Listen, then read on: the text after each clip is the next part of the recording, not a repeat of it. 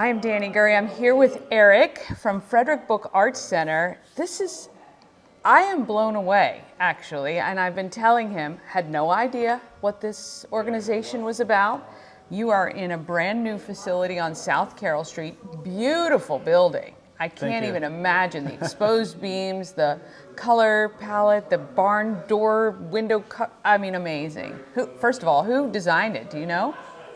It was designed by Bates Architects. Okay. And they work closely with Waynesboro Construction Okay. to make it all happen. Yeah. This has been a journey over the past 4 years, I'd say, to renovate this entire building and make it our own. Wow. I mean, actually, for some reason, I guess I saw the bank finance sign up, and for some reason I thought a bank was going here. And I'm thinking, that's an interesting spot for a bank, but okay, I get it. And now I had no idea that this was the home of Frederick Book Arts Center. And I'm saying that right? Frederick Book Arts Center, okay. And so you guys used to be where our good friends Jonah's Outdoor Furniture Company just opened. Much smaller space. I can't even imagine. Did you guys purchase additional equipment or had additional equipment that you were not using there? Yeah, actually, the old square footage that we worked with really limited what we were able to offer to the public. So that meant that we had to store a lot in separate storage units. And bringing everything in under one roof here, we consolidated 4 storage units worth, along with what we had in the old building, into one building. And it's really nice to be able to give this square footage that each of our departments need. Oh, this is a great space. So if you don't know, because for some reason I thought Frederick Book Arts Center was a bookstore. I don't know why, that's what I got in my head.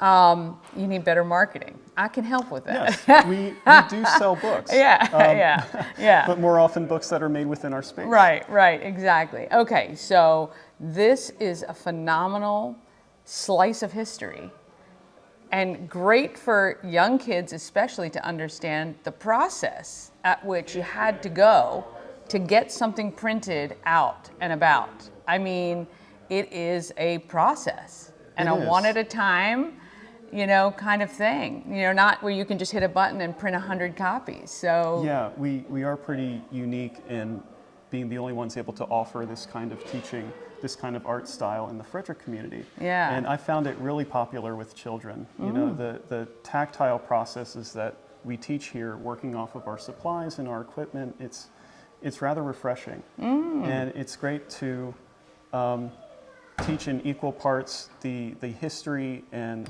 the processes here for creating books and making prints of all kinds. And that's what we're trying to showcase here during our first open house to the public on print day in May. That's phenomenal. And I think that so let me ask you personally, what has been your journey to get here? So I started with my Fine Arts Bachelor's focused in illustration and printmaking from Frostburg State. Okay. That's when I was introduced to printmaking as an art form. And I fell in love with the presses we had at our disposal there. And doing some Google searching back home here, I grew up in Jefferson, so Frederick's real close to me, and I'm pretty familiar. I was really glad to see that they had the same French tool press that I worked on in college. So I introduced myself, brought my prints over, started volunteering on the regular, and eventually became studio manager at the old location. Now I'm full-time studio director here, getting our building up and running for the public again. And so your job is to make sure kind of everything runs well, or? Yes, I'm managing our space day to day. I also manage our volunteer operations for helping out our different departments. And for running special events like this. Awesome. So volunteer-based, because this is a nonprofit organization. How do you pay for all this? How does that work? What kind of do you do fundraisers? We do have an end-of-year fundraiser, which you can follow on our social media. Starting around October is when we get that up and running. We would not be able to do what we do here without generous benefactors who really catch on to our progress around that time.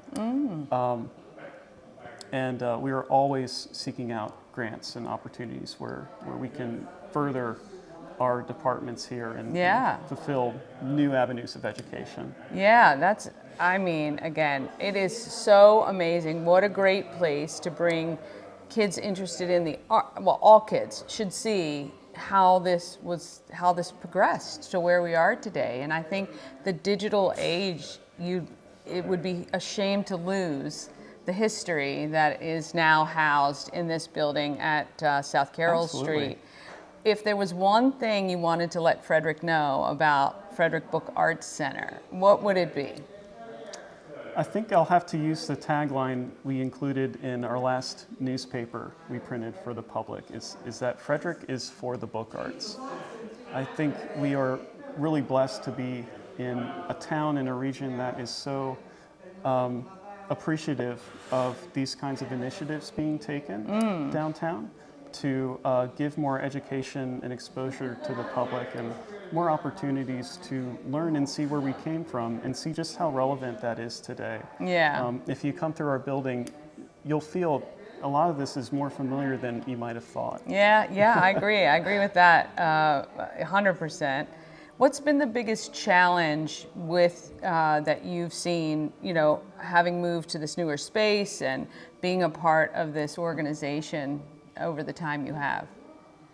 Biggest challenge would be having to adapt to so many drastic changes in how we operate. And I see that with the new building for sure, our new layout, the introduction of new equipment, also new people who want to be involved and how they're able to serve us. It's been a lot to juggle, but right now we are developing the new processes and policies to streamline all of that. Yeah. And, it's kind of a good problem to have, right? Absolutely, yeah. Too many people want to help, too many pieces of equipment to manage, but I get it. We're in a better position to do so Yeah, it would be overwhelming, I'm sure, Mm-hmm. So after this print day in May, do you guys kind of have a regular schedule of things that you celebrate throughout the year? Yes, Okay. we are working to a regular schedule of open hours. Okay. So I'd love to plug our next open house. It's celebrating our grand opening on June 8th and 9th, corresponding with the That's an Festival arts of the Arts Yes, along the creek. yes, So perfect. if you're downtown for that, please feel free to come in through our shop. Yeah. That's when we'll have more of our departments up and running. Yeah. Classes will be more available, and you'll start to find us during the summer events like our Frederick High Wheel Race. Oh, yes, and, nice.